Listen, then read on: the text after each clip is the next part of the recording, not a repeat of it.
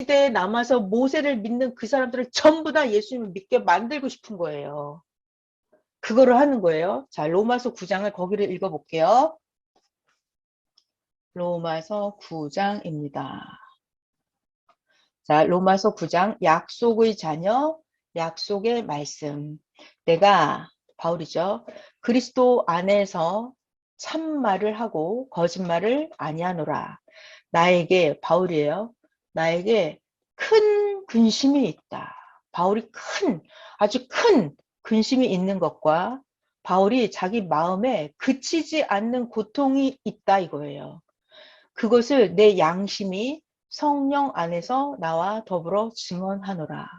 그러니까 바울이 자기가 예수님을 믿고 이 새 역사를 열어가는 데 있어서 마음속에 너무나 큰 고통과 근심이 있는 거예요. 그게 뭐냐면 자기랑 같이 옛날에 신앙생활했던 그 장로님, 권사님, 집사님 그들을 전도하고 싶은 건데 안 되는 거예요. 그게. 그 심정을 쓰는 거예요.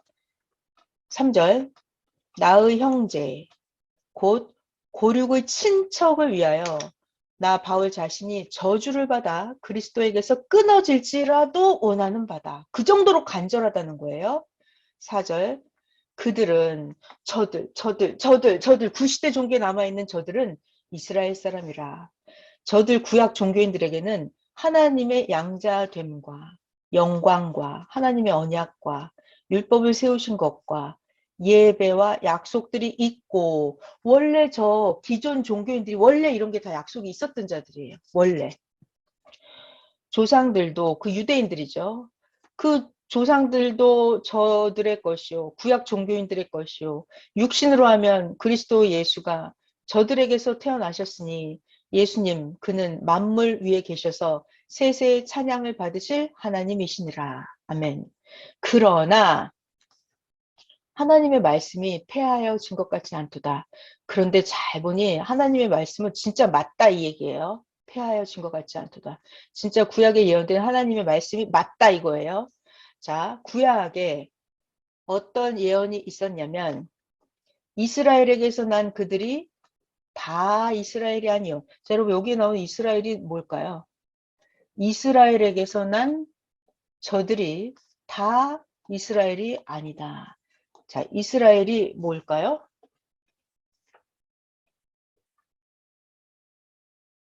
이스라엘. 예전에 구약 성경에 보면은 이 사람이 있는데 이 사람이 이름이 이스라엘로 바뀌었어요. 이 사람 누군지 알아요? 이 사람이 있었어요. 이 사람 이름이 하나님이 이름을 이스라엘로 바꿔줘요. 그래서 이 사람이 이스라엘 민족을 대표하는 그 사람인 거예요. 그래서 이 사람 이름을 너는 앞으로 이스라엘이라고 해라 이렇게 이름을 바꿔줘요. 이 사람이 누구냐면 야곱이에요. 야곱. 야곱. 야곱의 그 할아버지가 누구냐면 옛날 그 유명 아브라함 있잖아요. 아브라함의 아들이 이삭, 그 아들이 야곱, 그 아들이 요셉. 자, 그때 야곱의 이름을 하나님이 이스라엘이라고 바꿔주세요. 자, 그리고 그 위에는 할아버지는 아브라함. 자, 여기 아브라함 이야기를 잠깐 할게요, 여러분. 저를 잘 보세요. 중요한 얘기. 이거 지금 알아야, 구약 얘기를 알아야. 자, 옛날에 이 아브라함이 있었어요. 근데 아브라함이 자식이 없는 거예요. 여러분 이 얘기 아시죠? 아브라함 부인은 누구예요? 아브라함 부인 사라. 아브라함의 부인이 사라. 근데 아브라함과 사라가 자식이 없었어요. 그래서 사라가 걱정 고민 하다가 어떻게 했냐면 사라가 자기의 몸종 하가를 아브라함에게 줘요. 첩으로. 그러면서 사라가 여보 당신 하가를 취해서 아들을 낳으라고. 그래갖고 아브라함이 이 몸종 하가를 통해서 그 아들을 낳았어요. 그 아들이 누구냐면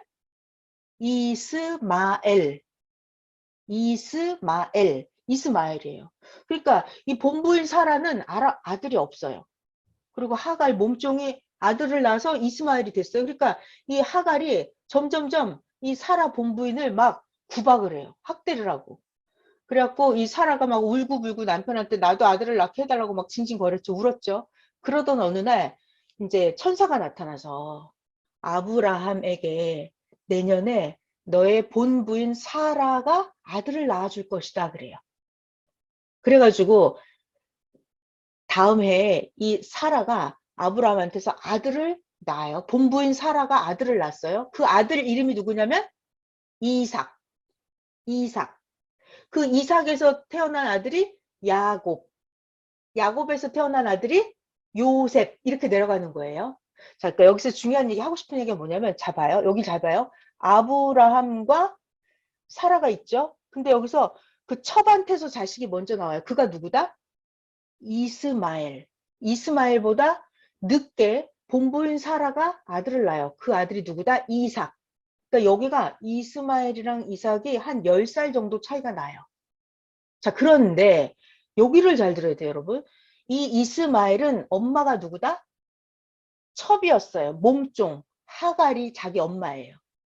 그러니까 이거는 본부인에게서 나온 아들이 아니에요, 이스마엘은. 그리고 이삭.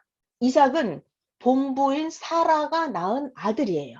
나이는 10살 정도 이스마엘보다 어리지만 이삭이 본부인 사라가 낳은 아들이에요. 그래서 하나님이 아브라함에게 약속을 하셨어요.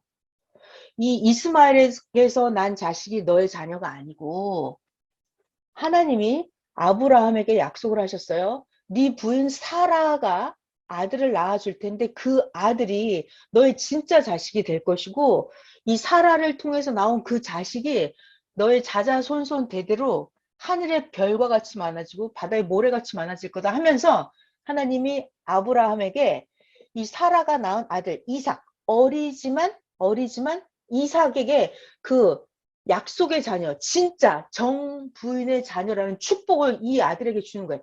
작은, 나이가 적어도 문제가 아니에요. 본부인에게서 낳은 아들이에요. 이스마엘은 나이가 10살 더 많아도 첩이 낳은 아들이라고요. 자, 그러니까 여러분 이게, 자, 그 얘기를 하고 있는 거예요. 자, 로마서 성경을 다시 읽을게요. 6절. 자, 6절 여기 다시 읽을게요. 하나님의 말씀이 패하여진 것 같지 않도다. 하나님의 말씀이 진짜 맞다. 그 얘기예요. 이스라엘에게서 난 그들이 다 이스라엘이 아니요. 그러니까 본부인이 있고 첩이 있으면 뭐 첩에게서 나온 자식들 다 똑같은 자식이 아니다. 그 얘기를 하는 거예요. 다 똑같은 아들이 아니다 이거예요. 자, 여러분 오늘도 그랬죠. 제가 아까 좀 전에 뭐라 그랬어요?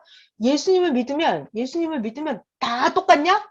다 똑같아요. 다 달라요? 다 달라요. 예수님을 믿었다고 해서 다 똑같은 게 아니에요.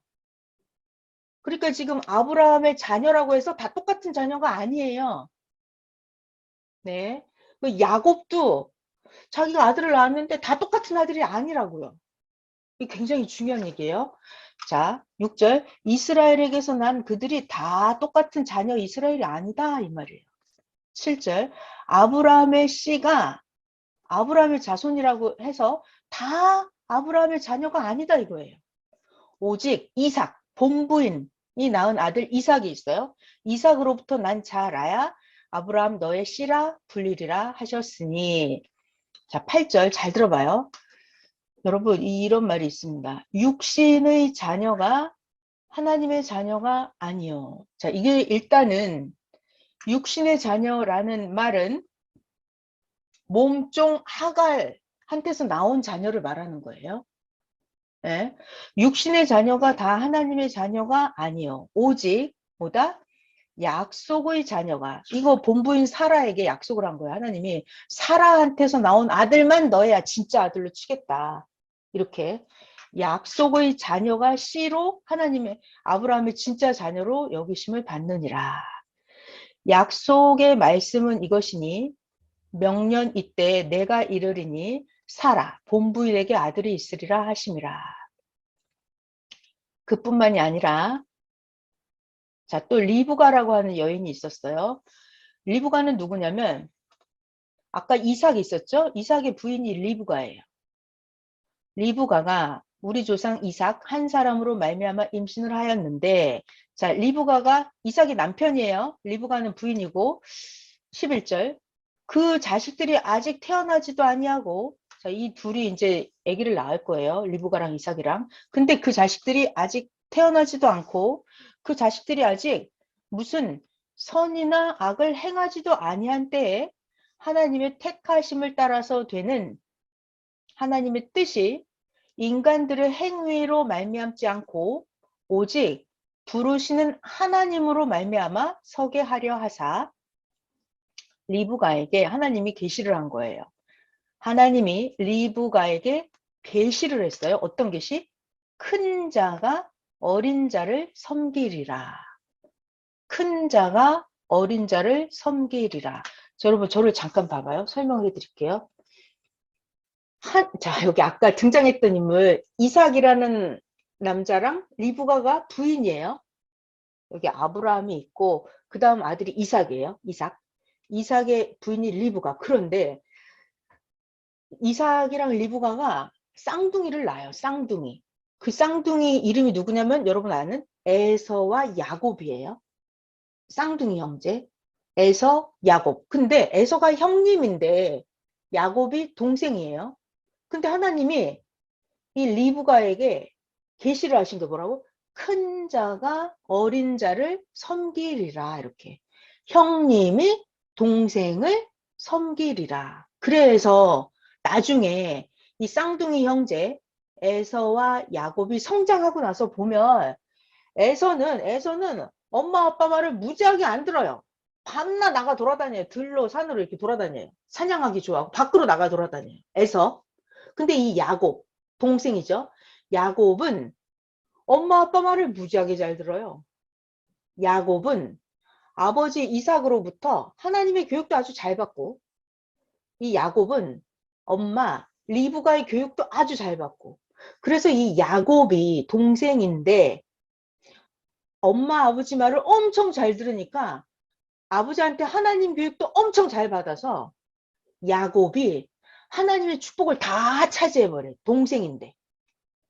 형님에서는 그냥 복을 조금 받아요. 이 동생 야곱이 받은 복 다 받고 나서 그 나머지 복을 에서가 조금 받아요. 그렇게 해서 하나님의 계시가 형님이 동생을 섬기리라 이렇게 하나님이 계시를 하는 거예요. 자, 그런데 이 이야기가 쌍둥이 형제 에서와 야곱이 태어나기 전에 잉태도 되기 전에 그때부터 이미 하나님이 그렇게 계시를 한다고요. 형님이 동생을 섬길 것이다 이렇게. 그러니까 여러분 여기서 잘 들어봐요. 이 큰 형님이 동생을 섬길 것이다 이 계시가 얘네들이 태어나서 어떤 행위를 했기 때문에 그런 계시가 이루어진 계시를 하시는 거야? 아니면 얘네는 아무 짓도 안 했어. 아직 잉태도 안 됐어. 수정도 안 됐어. 태어나지도 않았어. 아무 행위도 하지 않았어. 에서와 야곱은 아무 짓도 안 했어. 태어나지도 않았어. 그런데 이미 그 전에 하나님이 그렇게 큰 자가 어린 자를 섬기리라 이렇게 계시를 하는 거예요. 그러니까 이 태어나기도 전에 미리 하는 거예요. 하나님이 계시를. 자, 그래서 여러분 요거를 잘 들어봐요. 여러분 잘 기억하고 있으세요? 오늘 계속해서 나오는 말씀이에요. 상징적인 의미를 알아야 돼요. 육적으로 딱 에서와 야곱 이야기를 하는 게 아니에요. 육적으로 이스마엘과 이삭 딱 그 얘기를 하는 게 아니에요. 여러분 이걸 상징적인 의미를 알아야 돼요. 상징적인 의미. 하나님이 말씀하시고 싶은 그 깊고 깊은 영계세계 비밀을 알아들어야 된다고요. 자, 여러분 큰 자가 어린 자를 섬기리라. 이 영적인 의미가 뭐냐면 영적인 의미를 알아들어야 돼요. 큰 자가 이거는 먼저 태어난 자죠. 그러니까 기존 세계예요. 확대하면. 기존 세계. 기존 세계가 나중에 태어난 자, 어린 자 이거는 뒤늦게 출발했으니까 더 작죠. 더 작아요. 그렇지만 시대성으로 보면 먼저 태어나는 자보다 나중에 태어나는 자가 어때요? 차원이 더 높고 나중에 태어나는 자가 더 많이 발달하고 그죠? 자 여러분 그러니까 핸드폰도 먼저 생산된 1990년대에 만들어진 핸드폰 그리고 2023년도에 만들어진 핸드폰 여러분 어떤 게 더 좋아요? 1990년대에 만들어진 핸드폰이 좋다 1번 나는 2023년도에 만들어진 신형 핸드폰이 좋다 2번 어떤 게 좋아요? 2번이 좋죠? 그래서 항상 구시대 것이 먼저 온 것이 큰형님이에요. 먼저 온 것이 큰형님이라고요. 그렇지만 나중에 온 거 이게 어린 자죠. 작은 자. 얘는 태어난 지 새 핸드폰은 1년밖에 안 됐어요. 먼저 태어난 핸드폰, 이건 90년대에 태어났으면 나이가 벌써 30살이잖아요. 그러니까 여러분, 잘 영적인 의미를 알아야 된다고요. 상징적인 의미를 잘 알아들어야 돼요. 이 성경은 육적인 얘기를 하려고 하는 게 아니에요, 여러분. 육적인 얘기를 가지고 무슨 얘기를 하려고 한다? 하나님의 깊고 깊은 영적인 얘기, 비밀의 얘기를 하고 싶은 거예요. 자, 그래서 지금 큰 자가 어린 자를 섬기게 된다. 이거는 얘네들이 무슨 짓을 해서가 아니라 애시당초 하나님의 계획이 예정이 그렇다고요. 항상 시대성이 어떻다? 기존 세계가 먼저 태어난 형님이죠. 기존 세계가 먼저 태어난 형님. 나중에 오는 뒷세대가 후세대가 이게 동생이에요. 동생이라고요. 그렇지만 먼저 온 구시대가 나중에 오는 새로운 시대를 받아들이고 섬겨야 돼요? 아니면 배척하고 빨아뭉개고 못살게 하고 죽여버리고 이래야 돼요? 네, 받아들이고 섬기고 해야 된다고요. 그게 하나님의 엄청난 지혜의 비밀이에요. 자, 그리고 우리가 착각을 하면 안 되고 오해를 하면 안 되는 게 여러분들은, 무리들은 하나님 앞에 먼저 태어난 큰 자예요? 아니면 여러분들은 나중에 태어난 늦게 온 어린 자예요?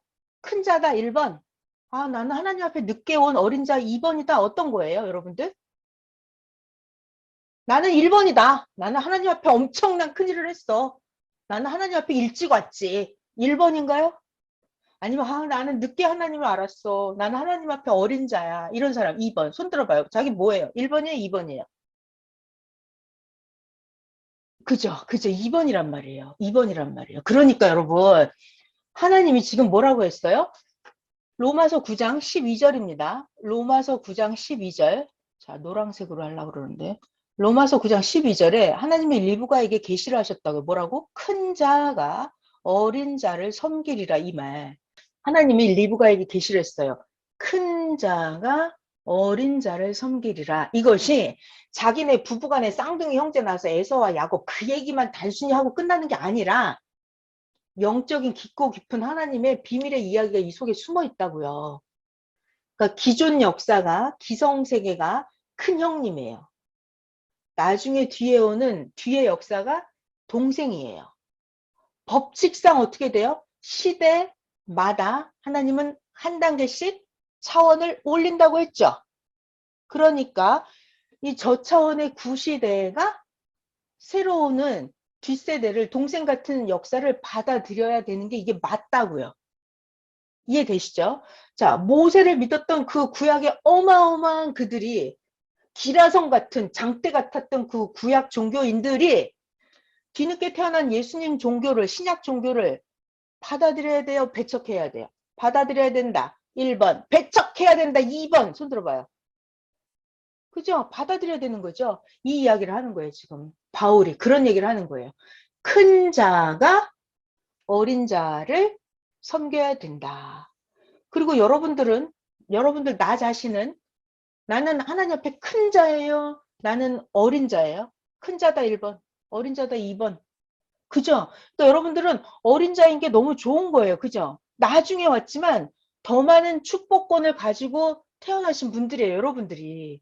저는 그래서 그게 제가 너무 감사한 거 있지. 저도 너무 감사해요. 내가 미리 어려서부터 조상 대대로 하나님을 잘 믿고 사는 그런 큰 자가 아니거든요.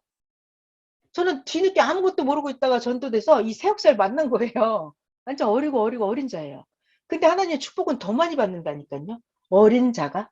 여기서 중요한 거 그들이 무슨 행위를 했냐 아니에요. 그냥 받는 거예요. 그냥 받는 거예요. 자, 거기 다시 읽어볼게요.